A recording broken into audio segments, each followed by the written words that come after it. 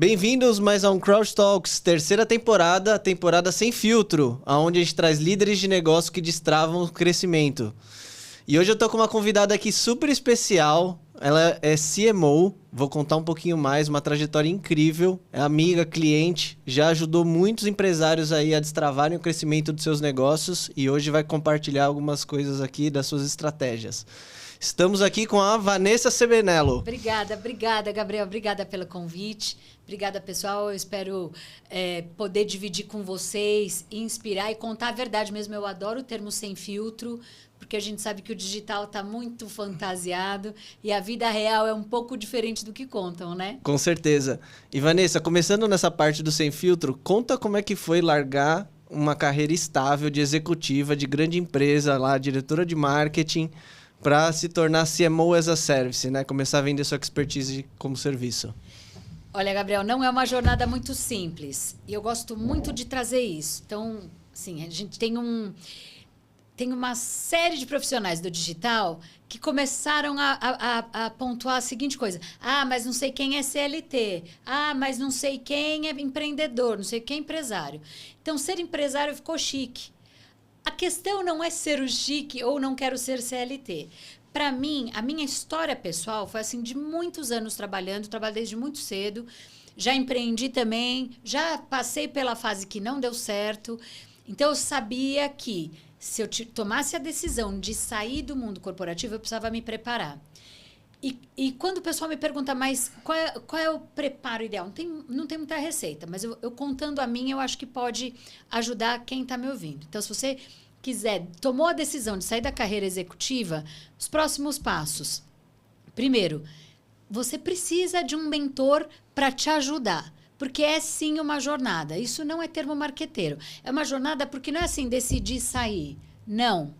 Eu consegui fazer as duas coisas meio em paralelo. Então, a gente veio de uma pandemia, eu trabalhava numa indústria muito específica, muito B2B, revestimentos e tal, e percebi o quanto um funil bem rodado,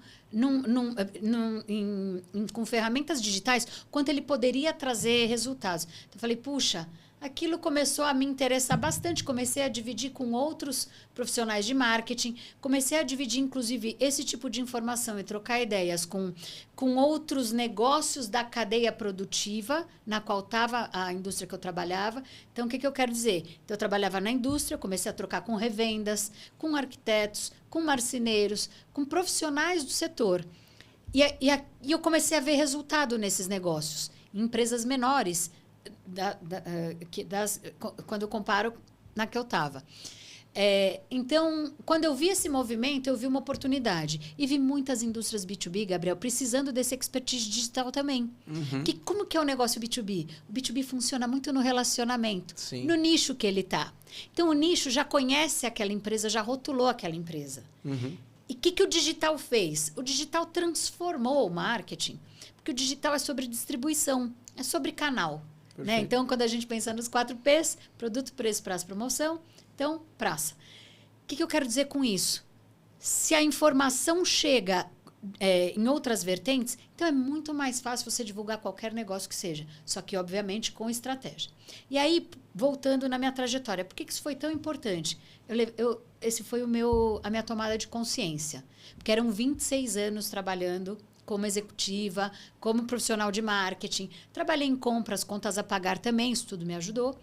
Mas a hora que você toma consciência, você fala, puxa, é difícil agora eu desver.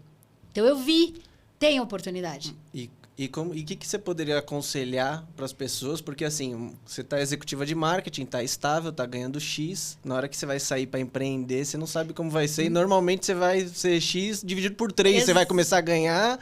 E aí, você vai viver aquela zona ali de desmotivação tal. Isso e aí. vai... Você vai viver um limbo, você vai viver a solidão. Eu falo, que besteira que eu fiz. Exato. É que por que eu não vivi isso? Porque eu já tinha feito um movimento parecido no passado. Então, eu já estava um pouco mais preparada. Então, o que eu fiz? Quando eu decidi, eu falei, bom, agora eu preciso me preparar. Primeiro, financeiramente. Sim, pessoal, guardem dinheiro. Tem que ter reserva, sim. Quanto você ganha por mês? Com quanto você vive por mês? Isso não é um folclore, não é ai, porque o meu sonho, o meu propósito, não é isso. Vida real é o seguinte, conta de luz a gente não paga com propósito nem com sorriso. A gente paga, sim, com a reserva que a gente fez. Então, muito bem. Você se preparou, você fez a sua reserva. Você já entendeu qual é o seu negócio, para quem que você vai trabalhar. Então, beleza. Vou falar uma outra coisa que me ajudou muito e que até na ocasião que a gente se conheceu mais e ficou mais próximo. Sim. Bons mentores e rodas de networking. Por que isso me ajudou tanto? E aqui quero falar de 2 que me ajudaram muito. Sandro Magaldi, José Salib Neto. Eu amo essas pessoas e eu adoro o trabalho que eles fazem, a transformação que eles levam também para essas empresas. Por que isso? Eles trazem muita consciência para o indivíduo. É muito difícil, né, Gabriel? Você também, é um pouco do teu dia a dia. Você está há 30 anos trabalhando naquele mesmo mercado que tem aquela mesma resposta, com aqueles mesmos estímulos. Vem o mundo digital. Se você não eleva o seu nível de consciência, seu negócio vai ficar para trás. E eu vi muitos. E estou vendo, isso me dá desespero. E aí, quando eu falo de propósito, sim, puxa, então, movida por uma oportunidade, por uma subida de nível de consciência, puxa, eu preciso agir. Mas movida pelo propósito, não. Vamos pôr o pé no chão? Marketing que é marketing, dá resultado. Precisa ter ação. Não adianta ficar rezando e achar que não precisa.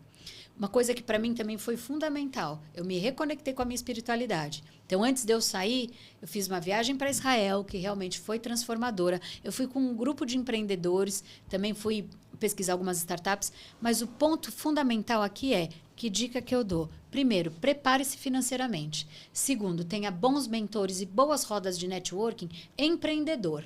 Não executivos como você. Porque conheço muitos executivos. De verdade. Esse networking me ajudou muito a construir minha jornada executiva. Mas para uma jornada empreendedora, o game é um pouco diferente. E eu acho que é isso que às vezes causa um pouco de... O executivo em geral, eu percebo muito isso, também vim de lá, posso falar com propriedade. Tem um pouco de arrogância naquela autoridade, naquele cargo, naquela marca. Sim. A hora que você sai, você é o seu nome. Você é o seu nome, pessoa física. Perfeito. E é por isso que eu insisto tanto, quanto o executivo, enquanto está trabalhando, precisa se posicionar. Com certeza. E o mais interessante é que você precisa mudar de roda de networking, né? Sem dúvida. Porque uma hora que você está executivo, muitas vezes as pessoas estão ali por seu interesse. No Sem cargo dúvida. que você está, não é nem na Vanessa, né? Exato. É a sua utilidade que é tipo... você tem a responsável pela verba de marketing, a sua utilidade naquele momento. Perfeito isso. E na hora que você vai empreender, você vai ter que falar com pessoas que estão vivendo aquilo, que já superaram aquele vale de aquele vale ali. Aquela arrebentação. Aquela arrebentação, exatamente, que você ganhava X, você diminuiu o seu padrão e agora você tem que fazer mais força para remar, para sair dali. Exato. Né? E você sabe, Gabriel, você tocou num ponto tão importante. Eu saí e diminui meu padrão. Eu fiz ao contrário, eu diminui meu padrão primeiro e depois eu saí. Você se preparou. Eu me preparei. Quando eu falo preparar-se financeiramente, é cortar, assim, coisas que são luxos e são supérfluos. Que a gente tem. Eu vou fazer um... Corta. Diminui um pouco. Se prepara. Aquele dinheiro pode ser... pode te servir para contratar mais uma pessoa de vendas para o teu time. Isso é fundamental, às vezes, para você formar uma comunidade, um time que você quer treinar. Então... Eu aprendi isso muito. Quando eu falo da importância da roda empreendedora. Se eu não estou numa roda de empreendedores, eu não te conheço. Com certeza. E se eu não conheço o Gabriel, eu não consigo pensar e estruturar o meu modelo de negócios com base em novos modelos de negócios que até então eu não conhecia como executiva. Porque a gente, quando executivo de grandes empresas, a gente tem uma certa limitação. Sim. Não de verba, mas assim, não posso contratar um prestador X ou Y, porque pelo compliance, pelas policies da empresa, ele precisa atender X, Y parâmetros. Mas quando a gente vem para a vida empreendedora, que a gente vira o decisor disso, o jogo muda. A verba é diferente. E o resultado que você precisa entregar para você também é. E a velocidade que você precisa ir para passar por isso. É outra. Não tem assim, 3 meses de processo seletivo. Não. Às vezes eu ligo para o Gabriel e... Puxa, Gabriel, preciso estruturar um time. Um cliente X me procurou. E assim, o que eu acho muito legal da Crowd é que, assim, oferecer essa mão de obra especialista as a service... mudou completamente o jogo do meu negócio para mim. Então, quando eu soube, aquilo meio me brilhou os olhos, porque eu olhava para o mercado e falava, puxa, como é que eu vou atender uma empresa X ou uma empresa Y sem gente para me ajudar? E na ocasião, a gente não tinha as IAs tão agênticas, tão preparadas como a gente tem hoje. Mas tendo IAs agênticas ou não, a gente precisa de gente também. Então, quando eu entro numa empresa que a cultura é tradicional, é muito forte, eu preciso de ajuda. Sozinha não faço milagre. E nem sempre o CEO compra de cara o que você precisa fazer. Nem sempre ele entende. Aliás, o CEO, ele sempre acha que a estratégia é clara, a cultura está perfeita, está tudo certo. O pessoal do tático é que não entende porque é geração Z. Né? Assim, é isso que eu tenho encontrado muito. Então, e aí que entra o CMO as a Service. É tentando fazer essa conexão entre as áreas que não estão se falando, né? Não, excelente. Você é uma grande parceira nossa e assim, a Crowd também ela consegue atender esses clientes porque tem um CMO as a Service ali liderando estratégia, né? Porque a gente é uma infra de talentos, né? Para montar ali pela necessidade do negócio, ajudando aí diversas PMEs no Brasil, infra de marketing, infra de tech. E a gente atua bem nessa intersecção, né? A empresa precisa andar mais rápido, os líderes precisam ali botar projetos para andar, né? Precisa contratar prestador de serviço, mas precisa ser confiável, precisa ter compliance e a gente ajuda a montar essas equipes sob demanda ali. E me conta uma coisa, assim, tem no mercado tem uma... Como eu posso dizer assim? Um problema do ponto de vista de... O que é CMO as a Service? O que é agência? O que é consultoria, né? Qual que é a diferença entre eles? Assim, acho que acontece uma confusão. Uma confusão, né? Sim. É mais comum do que você pensa, Gabriel. Você sabe que esses dias me ligou um presidente de uma grande empresa, até ele falou para mim, Vanessa, tô planejando isso, aquilo. Puxa, eu tenho uma estratégia de marketing que não está andando. Porque a minha primeira reunião eu sempre escuto, eu gosto de escutar muito. Porque eu trabalho muito on demand mesmo. Então, não é igual o outro cliente. Não, cada um é um. Porque quando a gente pensa em organização e liderança, cada líder é um indivíduo, ele é único.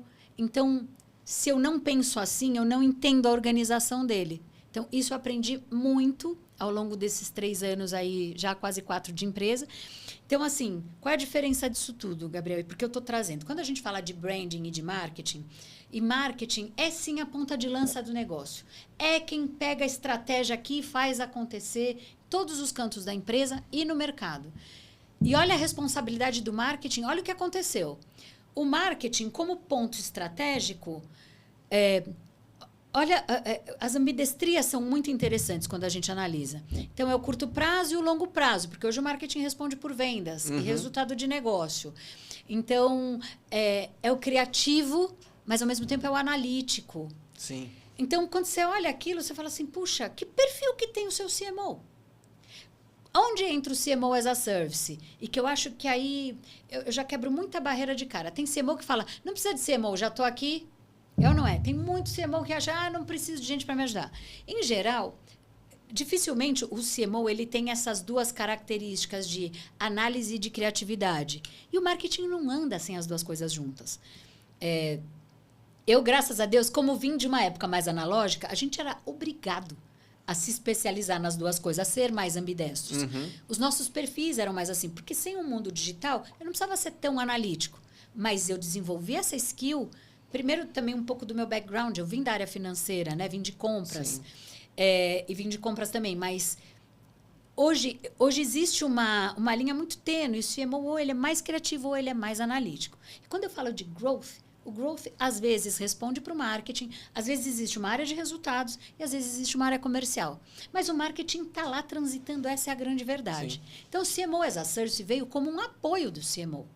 Então, sendo um CMO as a Service, um consultor, da maneira que você quiser se posicionar, é alguém que vai ajudar o CMO, é alguém que vai ajudar o marketing da empresa a traduzir a estratégia que às vezes está, juro para vocês, gente, às vezes está só na cabeça do CEO. Estou falando de grandes empresas, estou falando de empresas consolidadas. O CEO jura que a estratégia é clara, a missão, a visão, o valor.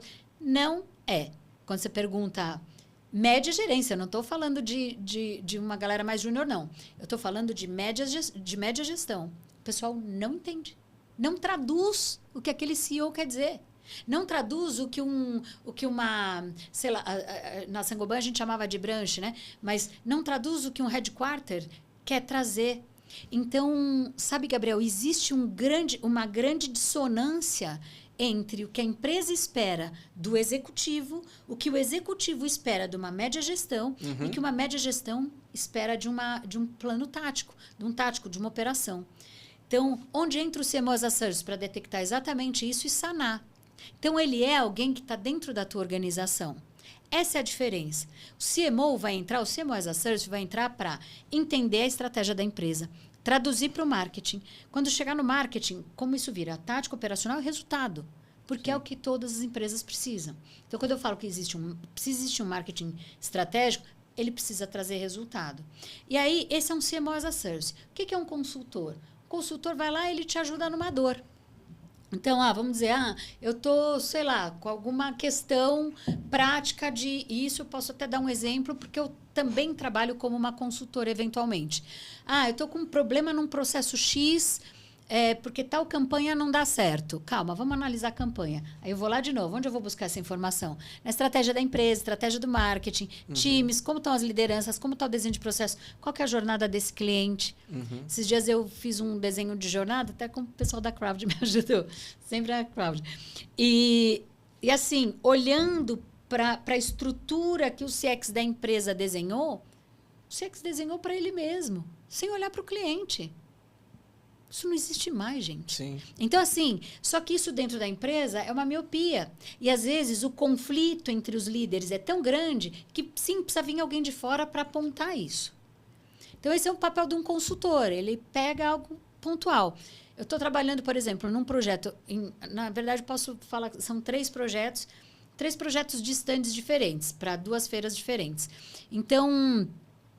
Por que a empresa me contrata? Porque o investimento num stand hoje é muito alto, né? Para estar numa feira, uma feira nichada, específica, que aquela empresa precisa se destacar, precisa se posicionar.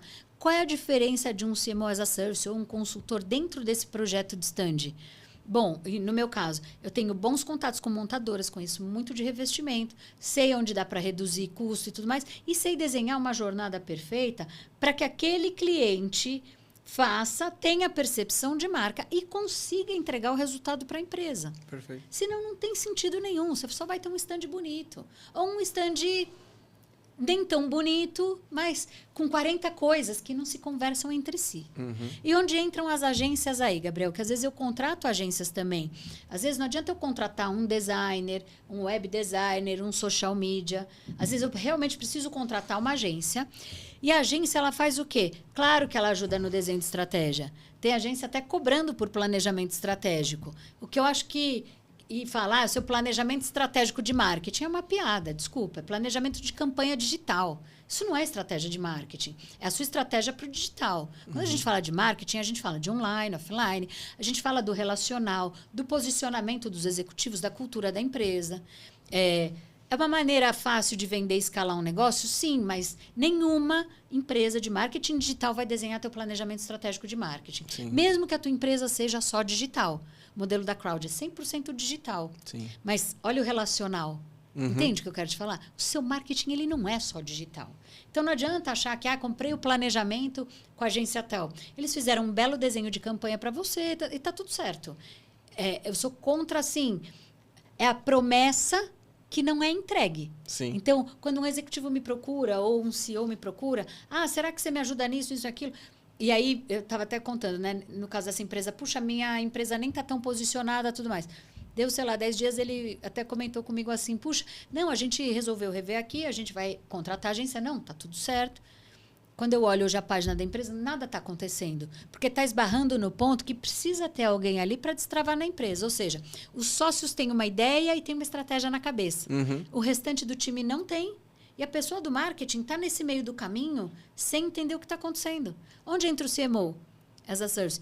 Ele entra com a maturidade, com a vivência mesmo. Porque isso precisa ter um troço chamado maturidade, gente. Entendimento de cultura, entendimento de egos, conciliar lideranças, que às vezes as lideranças só não se falam.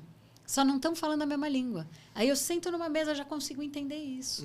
Podemos dizer, então, que o CMO as a Service, ele ele é quase um membro ali da equipe, né? Então, ele, além dele trazer o benefício do olhar de fora, de todo esse repertório que ele traz ali para a empresa, ele meio que coloca de baixo e faz acontecer, assim, né? Exato. Nessa intersecção ali, responsável com o resultado ali, de falar com vendas ali e fazer o marketing gerar ROI ali para a empresa, né?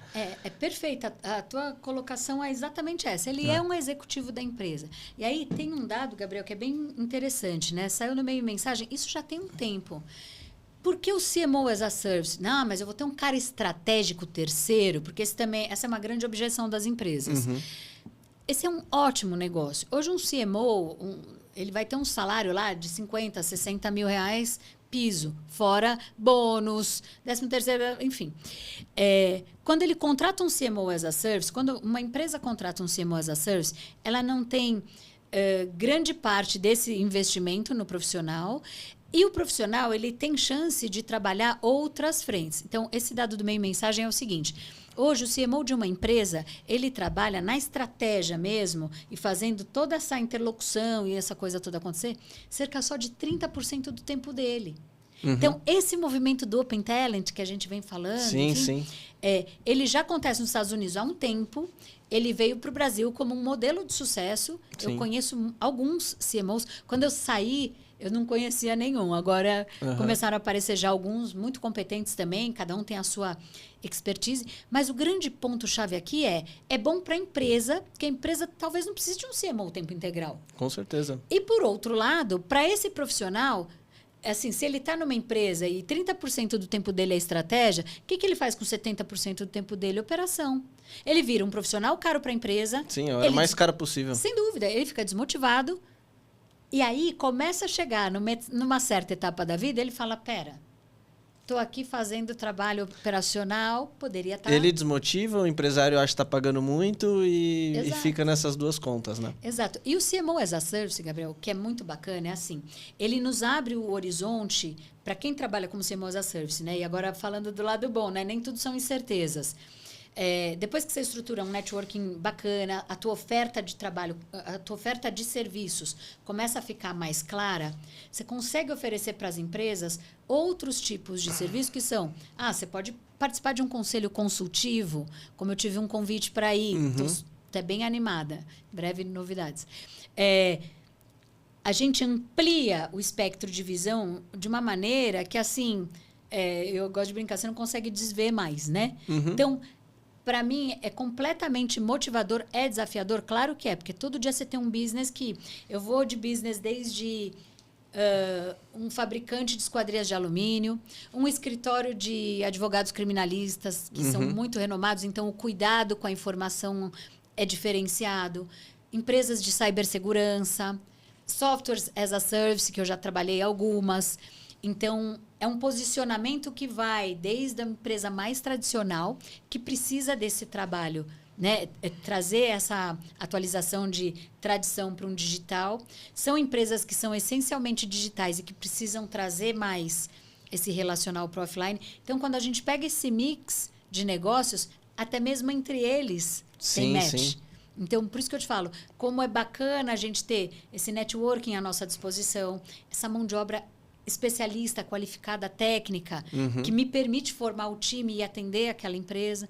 Então, para mim, é com tranquilidade atender empresas de diversos setores, porque os problemas, em geral, eu não vou dizer que eles se repetem, porque não é isso, mas eles são completamente endereçáveis. Sim, sim. Não é nada... Nossa, é endereçável e aí a coisa é fazer acontecer. Marketing é constância, é relação, é confiança.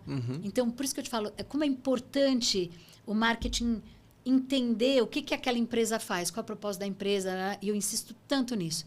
Para quem você vende, quem é o teu ICP? Como precisa saber isso. O teu discurso tem que ser intencional, tem que ser de acordo com aquela jornada. Não tem erro. Concordo. Agora, para isso acontecer na prática, é o todo dia. É a confiança, é dizer que é hoje, não é amanhã, nem ontem. É hoje às 10, é hoje às 10. Então, é essa confiança que precisa desenvolver, né? Boa.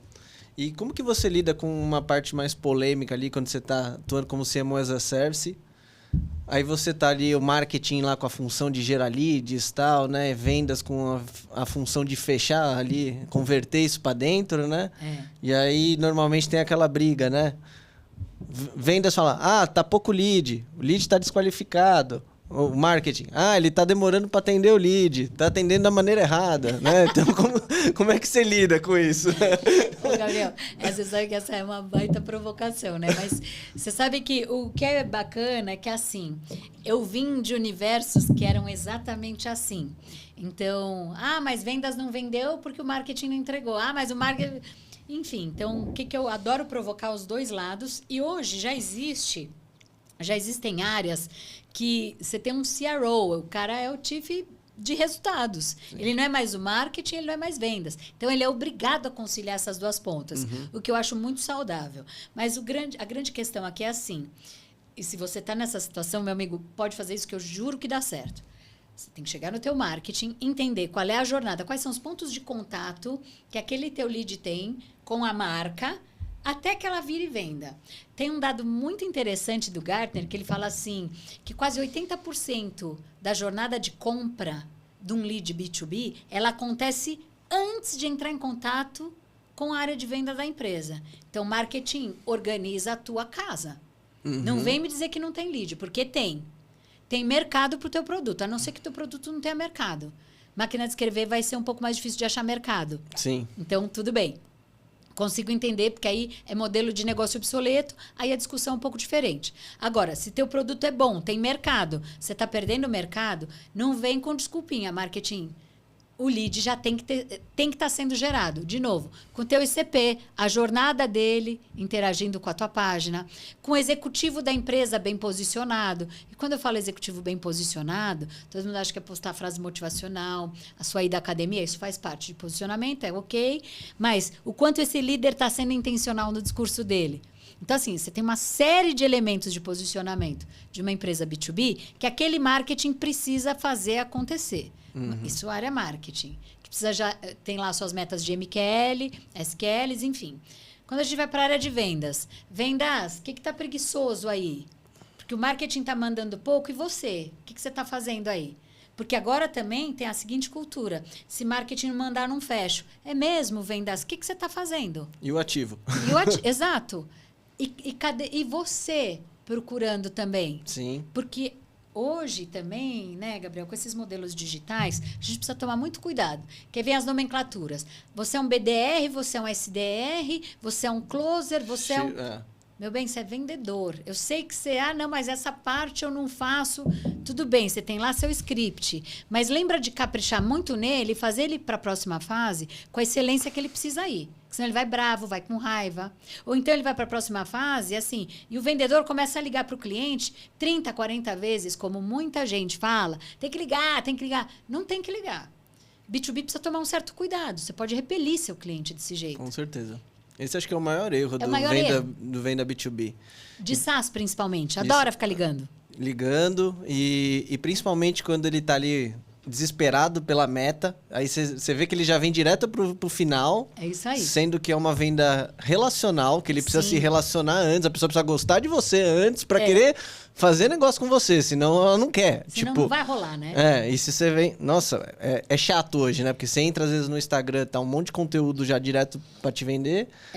LinkedIn, mensagem box, não te conhece, te adiciona já pra te vender. É isso aí. E aí, tipo, fica repelindo as vendas no fim do dia, né? Fica gastando energia. Não, e outra, né, Gabriel? Hoje a gente não precisa nem interagir mais. Aí já viu que você entrou, já falou, nossa, o Gabriel já entrou na minha página, já vou mandar... Cara, eu nem interagi, eu nem quero.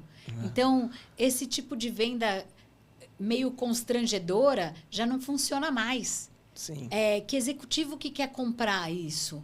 E quando eu falo executivo, é assim, é a pessoa de compras da empresa, é uma pessoa de manutenção, é uma pessoa de, sei lá, qualquer que seja a área da empresa.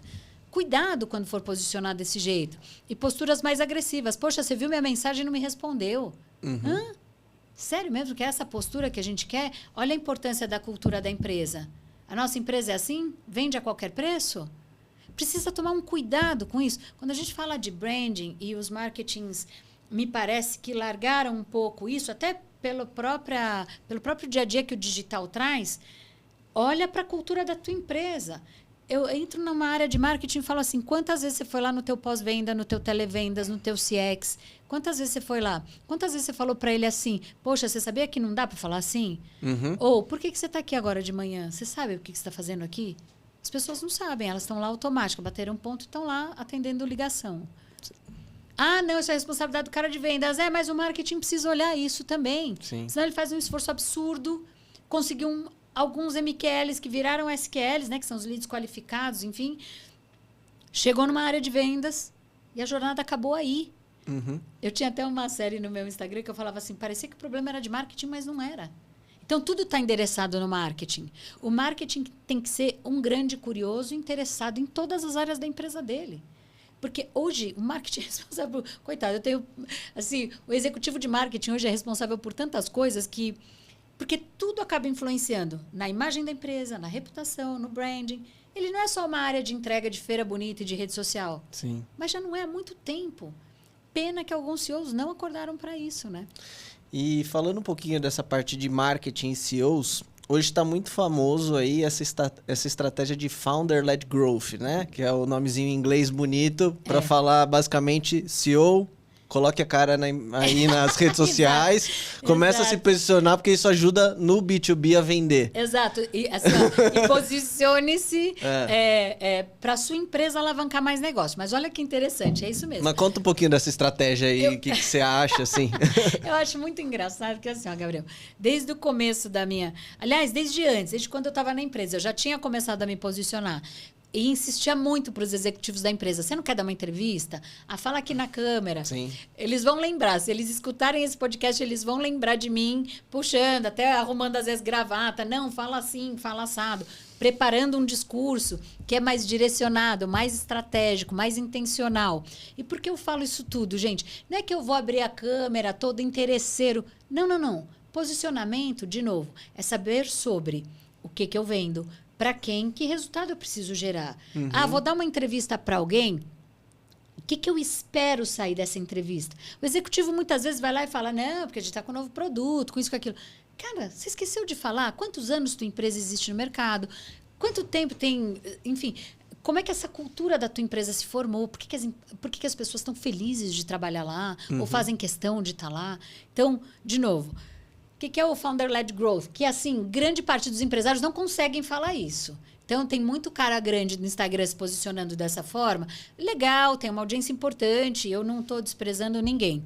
Mas o grande ponto aqui é, e eu falava isso desde lá atrás, Gabriel, quando a gente abre o nosso perfil pessoal, a gente soma com o perfil da empresa. Sim. Então, quando eu abro o perfil da Crowd, de repente eu vejo o perfil do Gabriel, com alguns pontos de vista importantes, congruentes com o meu, puxa, eu quero contratar o Gabriel. Às vezes eu quero estar perto do Gabriel para depois contratar a Crowd. É assim que o comprador da empresa B2B funciona. E aí, outras vertentes começam a ajudar também. Quando a gente fala do posicionamento do executivo principal, que aí pode ser o CEO, pode ser o próprio CMO, pode ser algum executivo de vendas da empresa. A importância dele ter um discurso coerente. Porque, às vezes, na página da empresa, não tem sentido eu postar alguns conteúdos que aquele conteúdo na página pessoal faz sentido. Então, eu adoro pegar o exemplo do João Adib, que todo mundo conhece, né? Então, olha só o caso da CIMED. Se a CIMED continuasse com aquela estratégia de vamos postar por que a vitamina C da CIMED é mais barata que a outra. Gente, a CIMED ia estar hoje muito aquém de indústrias internacionais farmacêuticas que são muito maiores. Sim. Então, qual foi a estratégia dele? Eu vou trabalhar digital. O João até novela da Globo fez. Então, ele é um case a ser inspirado e estudado, sim, porque hoje você começa a ver quantas pessoas querem trabalhar na CIMED porque gostam da cultura. Outros não gostam. Um segmento chato, né? Um segmento chato. Você pode ver os concorrentes dele, ninguém faz nem perto do que eles estão fazendo, né? É isso aí. Tem outras marcas que são muito maiores, faturam muito mais. Sim. E estão caladas, baseadas nas policies que a Anvisa deixa ou não divulgar sobre medicamentos. Então, o que você faz? Você fala um pouco da cultura da empresa, mas é sempre tudo muito morno. Sim. Então, ele ali na pessoa física, que nem ele fez agora na Copa, né? Teve uma manhã que ele postou, eu não sei se foram 20 ou 40 vídeos, no estádio, com o cliente, com isso, com aquilo. Sabe o que isso acaba gerando? Collab com outras marcas. Assim, ele vai lançando outros produtos, tipo o Carmed, porque conheceu o cara da Fini. Vamos fazer algo assim? Vamos. Então, Além das parcerias estratégicas que acontecem, porque a pessoa se desprendeu e entendeu o que é o negócio dela, você começa a atrair talentos para a tua empresa. Você começa a formar outros tipos de parcerias e outras vertentes de negócios porque gostaram do teu negócio e principalmente gostaram do teu caráter, da tua postura. Eu gosto muito do exemplo da Sandra Chayo também, da Hope. Ela traz o lifestyle dela na página dela. Sim. Ela traz elementos e conversas com o marido dela, que é o financeiro da Hope. Então, assim, o que você começa a trazer? Lovers para sua marca, mesmo, Gabriel, que eu não compre Hope sempre. E aí, a grande coisa tá bom, ela não compra Hope, mas gosta da marca. O que isso funciona? A marca é um ativo. A marca é o principal ativo da tua empresa. Hoje não, sempre foi assim, né? Quando brincam, quanto vale a Coca-Cola? Bom, de ativo, sei lá, vale 10, mas a marca vale milhões. Então, o que eu quero dizer com isso? Seus ativos, com o tempo, envelhecem, vão ficar obsoletos, mas a tua marca não. Sim. Então, quando você começa a trabalhar a marca, não tem preço. Quando você vai vender teu negócio... Vamos lembrar que os negócios existem por 3 razões, né? Ou para ser dado, para ser vendido ou para crescerem. Então, ou vão quebrar, né? Crescer ou quebrar. Então, se eu vou vender esse negócio, ou quando eu vou... Qualquer que seja a jogada financeira que eu vou fazer, eu preciso saber quanto vale esse negócio. E quanto mais essa marca valer, juro, quanto mais ela valer, mais benefícios você, como executivo, vai ter. Então, é esse tipo de análise, quando eu falo que o marketing é ponta de lança... É o marketing que precisa entender isso, precisa trazer essa estratégia. Então, é muito errado, e eu juro para vocês, marketing não é o moço do evento. Marketing não é a moça da rede social e do vídeo. Não é isso. O marketing é a ponta de lança, é ele que vai abrir os caminhos da estratégia da tua empresa. Um marketing bem colocado, aquele cara que pensa na tua estratégia, sabe o que você vai falar assim que você abrir a câmera para gravar um vídeo. E sabe exatamente que resultado pode ser que você traga. Então, essa é a diferença, né? Perfeito. E que dica que você dá para empresário que enxerga o marketing ali como um custo, ou ele não consegue mensurar o ROI disso que você está falando? Porque muitas dessas coisas, construir um ativo de uma marca é longo prazo, né? Só que, ao mesmo tempo, ele tem que pagar o salário das pessoas ali que estão trabalhando com ele nos próximos 30 dias. Então, como que ele dosa isso e como é que você clarifica isso para ele enxergar marketing como um investimento e, às vezes, não como um custo, né? Para ele ter essa consciência, essa clareza, assim, no dia a dia. Claro.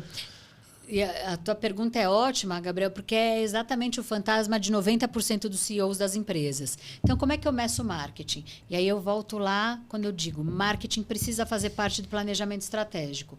Por quê? O marketing precisa ter muita certeza de que resultado ele precisa entregar. Então, não adianta falar para ele, faz 10 vídeos. Ele vai fazer. Aí você fala que ele é despreparado. Mas se ele sabe que ele precisa fazer 10 vídeos, porque ele tem uma meta de venda de produto X, que ele precisa entregar tantos MQLs, tantos SQLs para a área de vendas. Ele sabe que ele precisa trazer parcerias novas para fazer isso, aquilo, para aumentar uma audiência X, para poder converter aquilo em novos negócios. Então, quando o marketing tem esse entendimento, quando ele participou desse desenho de estratégia, a coisa fica mais clara. Resultado, para mim, é um negócio tão forte. Gabriel, eu sempre fui tão cobrada por isso. Eu tenho uma metodologia, eu mentoro executivos, então, desde da mentoria dos executivos até a estratégia que eu entrego para uma empresa, a minha metodologia chama CLEAR, que é o acrônimo de C, é elevar o nível de consciência, L, trabalhar a liderança para o entendimento desse nível de consciência que se elevou. E estratégia. O que é estratégia? Eu estou num ponto A, quero chegar num ponto B, eu desenho um caminho. É simples assim? Mais ou menos. Porque o que acontece? Em geral, o pessoal acha que sabe onde está, não sabe onde está. A maioria dos executivos acha que está bem, que os clientes adoram, não gostam. Não é assim. O cliente está com raiva e o cara de vendas está dizendo que é maravilhoso. Entende o que eu quero dizer? Sim, sim. A dissonância do onde estou, ela é muito grande. Onde quero chegar? Mesma coisa. Não, tá tudo muito claro, tá claro? Tenta confrontar algum líder da tua empresa. Se você é um CEO, se você é um líder da empresa, tenta confrontar outro líder perguntando qual é a estratégia da empresa? Onde queremos chegar em 2 anos, em 1 ano, em 6 meses? Vê se essa informação é alinhada. Em geral, não tá. Então, esse caminho, se eu não sei onde eu quero chegar, princípio do Waze, né? Se eu não sei onde quero chegar, ele não me dá o caminho. Ou então você vai tentando vários caminhos. E aí, o que está acontecendo? Então, quando eu falo da estratégia, voltando à metodologia, é assim, se eu estou aqui, quero chegar aqui, o caminho é esse. dá para sair um pouco, dá para... O planejamento também não é escrito em pedra, né? As coisas estão mudando com tanta velocidade, né? E com tanta inteligência artificial. Então, quando eu chego lá no ponto de desenho de estratégia, a coisa precisa ser clara para todo mundo. Precisa estar todo mundo remando para o mesmo lugar. Senão eu estou remando para trás, ele para frente, ele para o lado. Ninguém vai chegar onde precisa. Então, isso é formar time. Quando eu falo de estratégia, a gente precisa, sim, considerar o elemento de cultura forte. Depois, o pilar A, que é a ação. Isso está tudo bonito, tudo muito bem desenhado, só que planejamento sem ação, gente, não adianta ter. Você pode ter o plano mais bonito, sem ação ele não vale para nada. Sim. Assim como agir sem nenhum plano também não vai servir para nada. Você vai tirar para um monte de lado. Pode ser que algum lado dê certo, mas é desperdiçar dinheiro e energia em tempos que a gente está economizando ambos, né? Perfeito. E o R de resultado, que aí para mim é isso. Você desenha toda uma estratégia, você desenha isso, demora um tempo, né? Porque posicionar, trabalho de branding e de cultura não é um dia para o outro. Então, isso tudo demanda um certo tempo. Mas se não gerar resultado, não tem o menor sentido eu ter trabalhado naquilo. O marketing não existe para ser só bonito ou ser só design. O marketing existe para ter, sim, estratégia, para preparar líderes, né? Para ter estratégia. Aliás, hoje, vou um pouco antes. O marketing existe para provocar novos modelos de negócios dentro do mesmo negócio. O marketing existe para desenhar com clareza essa estratégia e decupar dentro da empresa e fora dela para agir e para trazer resultado. Sim. Então, quando você me fala assim, puxa, o dilema todo é esse, como é que eu meço isso? O digital te traz métricas. E a métrica, ela não é só venda, ela é valor de marca também. Ela é... tem ações que a gente faz que a gente sabe, putz, isso aqui eu não vou vender, mas eu preciso ter awareness. O que é awareness? É o quanto a minha marca está sendo vista. Às vezes, tua marca não precisa ser vista. Às vezes, tua marca só precisa vender. Então, o teu indicador é quanto vendi. Investi 10, vendi 100. Qual a tua margem? Pagou? Tá tudo certo, a conta tá boa. Sim. Quanto você prometeu de EBITDA até o final do ano? Essa conta ninguém faz. Não, mas aumentamos o faturamento, mas... Principalmente tráfego pago. Se começa a pagar tráfego pago, é um negócio que parece bet. Você vai pagando, não vai vendo. Quando vai ver a conta, caramba, teve prejuízo. Quantos infoprodutores ficaram no caminho, Sim, Gabriel? sim. Faturaram milhões. E eu estou dizendo milhões, assim, 100 milhões. Tiveram prejuízo. Sim, porque sim. tráfego pago é um negócio que vai. Tráfego pago, ele escala o que dá certo, né? É isso. E muita gente coloca tráfego pago no momento que ainda não validou as Exato. coisas. Então, tipo, não adianta você botar ali. Se o negócio não foi ali no orgânico, não vai. No tráfego pago, você vai botar gasolina onde não tá dando certo e vai queimar o dinheiro que você tá falando. É isso aí, é perfeito. Ou ainda, né, Gabriel, eu adoro dar esse exemplo assim, que é como as inteligências artificiais, né?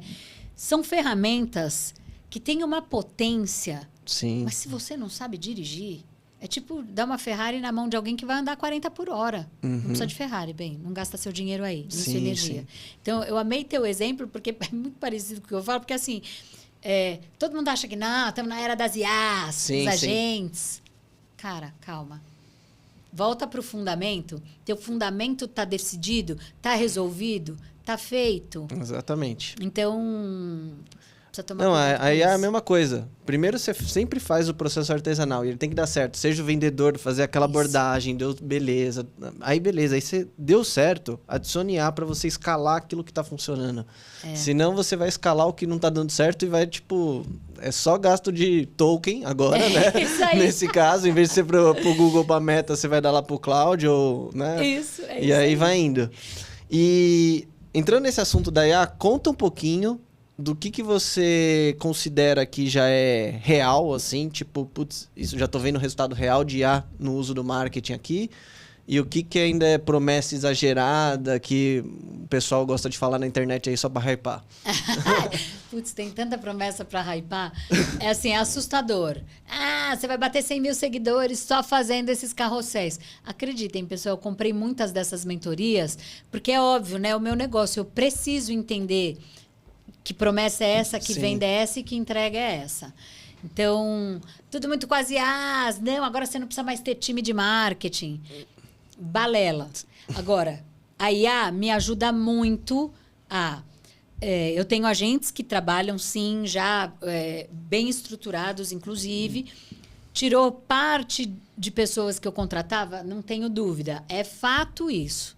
Então, eu gosto sempre de dizer que um homem com uma IA é sempre melhor do que um homem sem uma IA. Perfeito. Estendo para as mulheres também, né? Sim, Homens sim. e mulheres com IA ou sem IA, enfim. Mas o grande ponto aqui é o seguinte, Gabriel, qual é a grande promessa? É o atalho sem a estratégia. Vai chegar em 100 mil seguidores. Por que você quer ter 100 mil seguidores? Eu adoro perguntar isso para as pessoas. Isso. Você consegue atender 100 mil seguidores? Você consegue atender 1.000?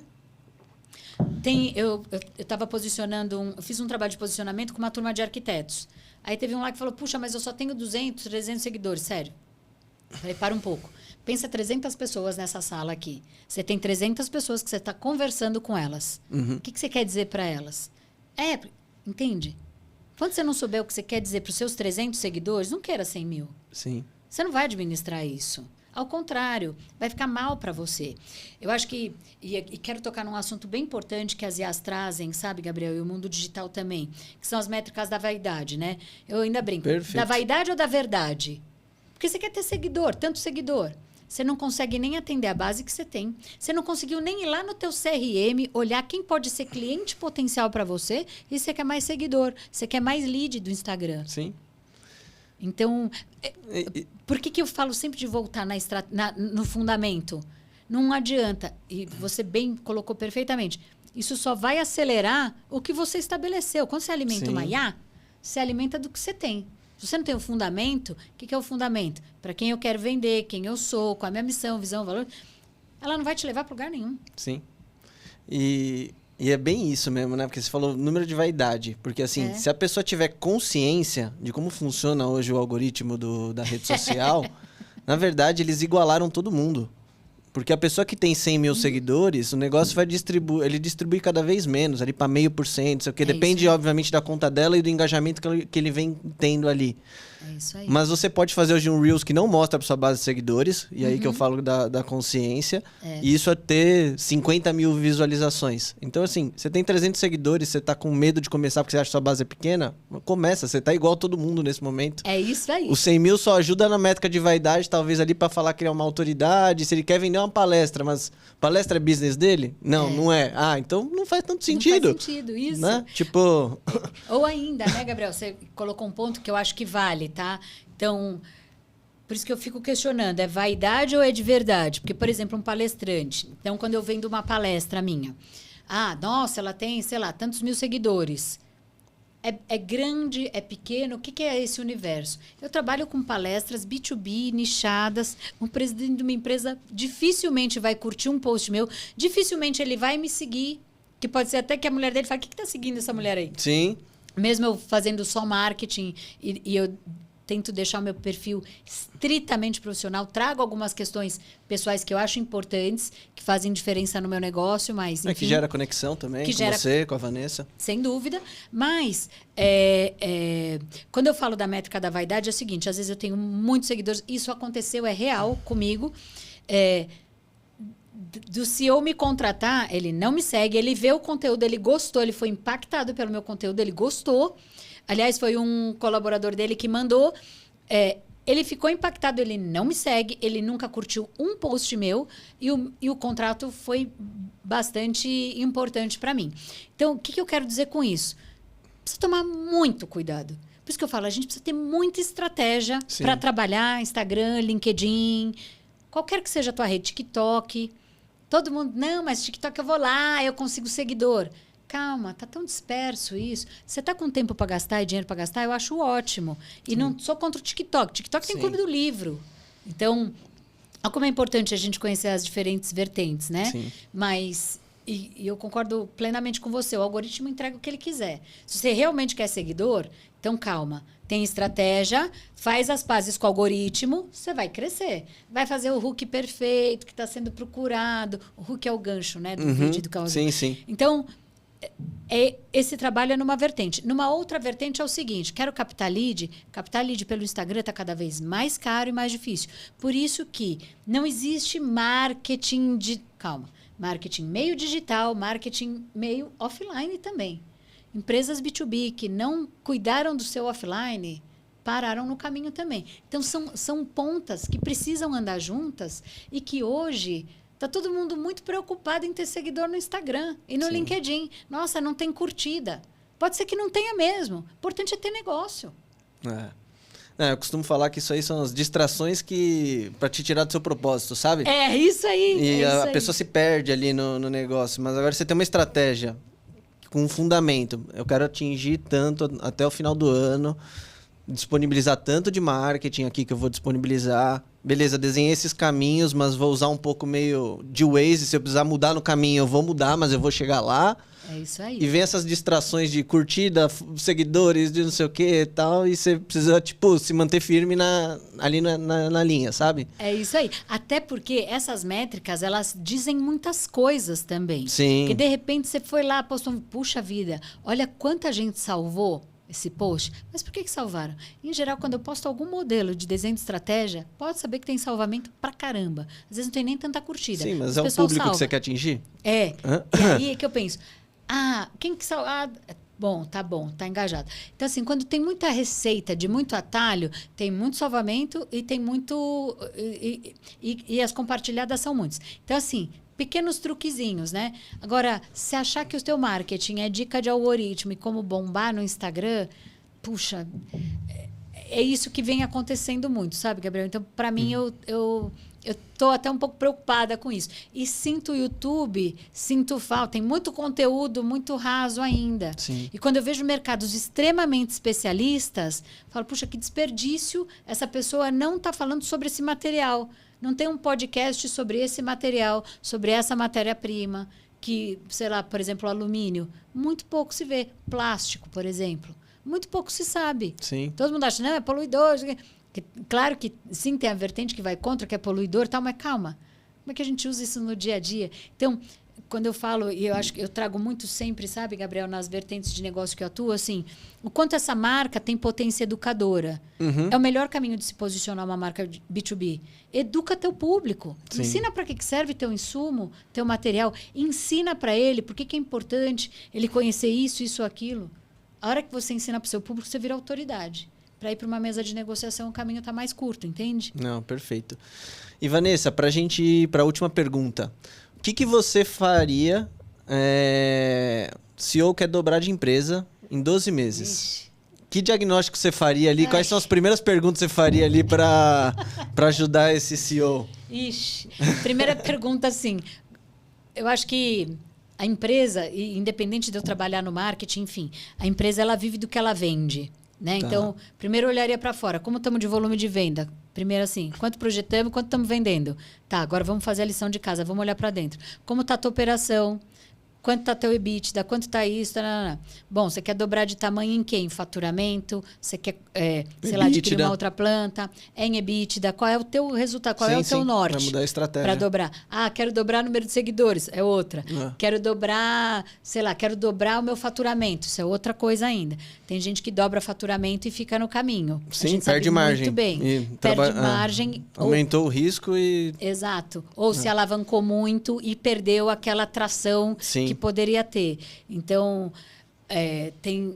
você sabe que teve um exemplo que eu gosto muito de trazer, e a gente, quando fala em dobrar de tamanho de empresa e tal, olha o que está acontecendo com os varejistas. Né? Então, a gente está num momento de país que a tributação está completamente descompassada dos negócios. Sim, a gente, como empresário, está pagando imposto que a gente nunca imaginou. E, por outro lado, assim, a mão de obra está mais escassa, então contratar já não é uma tarefa tão fácil. O desafio hoje do empresário, que é ter a melhor equipe para entregar o melhor resultado que ele pode, contribuir melhor com o ecossistema dele, o desafio já está muito grande. Então, quando eu falo, puxa, eu vou dobrar meu negócio, preciso dobrar, porque senão também não paga a minha operação, hoje tomar um capital emprestado já é o risco. Então, para mim, o termômetro eu vendo para quem e qual é o meu modelo de negócio. Eu tenho um modelo de negócio que, e agora está na moda, meu modelo escala. Você fala de indústria, calma, como é que escala? Aumenta bastante, expande. É diferente. Mas escalar não é infoproduto. Até porque infoprodutor está sofrendo muito também. Então, assim, quando eu falo de, vou dobrar meu negócio, legal. Você quer ter mais uma planta? O que queremos desse negócio? E que modelo de negócios a gente tem disponível com a comunidade dessa marca? As comunidades, de novo, né? O que é uma comunidade, né? São aquelas pessoas que estão em torno da tua marca. São seus clientes. são as pessoas que amam tua marca, são as pessoas que vão atrás dos teus preceitos, são empresas de capital aberto, sei lá, a gente pega hoje a WEG, né? Eu trabalhei na Alcoa há um tempo, então a gente atendia a WEG. A WEG hoje é uma referência em sustentabilidade, em policies, em cultura de organização. Abriu capital, então a gente tem bastante notícia sobre a WEG. A questão toda é a seguinte, né? É o quanto aquela empresa se tornou referência. Então, precisa dobrar o tamanho de uma empresa dessa? Calma. Quanto eu vou me alavancar? O quanto eu vou trazer de resultado na contrapartida? Em quanto tempo? Então, é um time grande aí a ser olhado, Gabriel. Mas quando eu olho do ponto de vista de marketing, eu vou direto para um pilar chamado vendas. Como é que estamos vendendo? Qual é o nosso modelo de negócio que podemos fazer pelo marketing? Basicamente. Depois, claro que a conversa acaba expandindo um pouco mais. Perfeito. Vanessa, brigadão. Super legal conversar com você. Obrigada, Acho que você imagina. abriu a caixa preta aí em vários temas aí. Desde para quem quer sair do executivo, né, e se tornar uma CMO as a Service, uma líder as a Service, né, vou ter essa carreira aí diferente. Estratégias B2Bs e várias outras coisas aí. Brigadão, viu? Imagina, eu que te agradeço, Gabriel. Obrigada pelo convite. E eu acho que queria comentar duas coisas que eu acho tão importantes, né? Quando eu saí da minha jornada corporativa e eu tinha mais ou menos o que eu queria fazer, mas eu pensava, puxa, será que eu vou contratar? Enfim, contar com a Crowd. A Crowd é meio a extensão da minha empresa. Legal. Então, o conselho que eu dou para quem está abrindo empresa é: qual é a tua extensão de empresa? Com quem você vai conviver? É uma jornada que ela é... Os parceiros estratégicos. Exato. Ela pode ser solitária se você ficar enclausurado. Mas se você souber usar os recursos que a nova economia oferece, Sim. putz, você vai voar. Essa é a primeira coisa. A segunda coisa, eu queria trazer uma frase de um outro mentor que eu tenho um carinho, que foi meu primeiro professor de marketing estratégico. Foi ele que me apresentou a primeira análise SWOT na vida. Isso tem aí um pouquinho mais de 30 anos. É o Romeu Buzarello. Que legal, ele já teve no Crosstalks, viu? Imagina, que honra e que... Não consigo nem Sou medir fã isso. dele também. Não, o Buzarello, ele é mentor de muitos marqueteiros e ele é um cara que sempre fez tudo com tanta correção, com tanto direcionamento, com tanto foco no resultado. E um dia ele me falou uma frase assim, né? No meu primeiro ano de empresa, eu nunca esqueço, eu estava um pouco insegura em dar mais um passo, enfim... E ele falou assim para mim: você está preparada para ser ruim em algo novo? Eu nunca esqueci essa frase. Marcante Nunca. mesmo. Então, de novo, né? Anota no caderninho, gente. Você está querendo fazer essa jornada? A gente está bem acostumado a ser excelente na empresa, executivo, a gente conhece tudo. Ele me falou assim: você está preparado para ser ruim em algo novo? Tudo você começa assim. Assim, eu até vou refazer a frase, porque eu acho que você está preparado para não performar em algo novo? Que eu acho que o ruim também um pouco... Mas o não performar em algo novo significa você tem que voltar para o zero. Então, é muita humildade, é muito conversa com o outro, são processos que não dão certo, começa de novo. Sim. O importante é assim, você tomou a decisão, queima o barco... Queima a ponte e segue. Vai achar o caminho. É isso aí. E te agradeço muito. Obrigada, Gabriel, pela força sempre nos negócios e agora aqui podendo dividir um pouco mais a minha história. Valeu. Obrigado. Obrigado, pessoal. Até a próxima. Obrigada. Pô, foi legal, hein?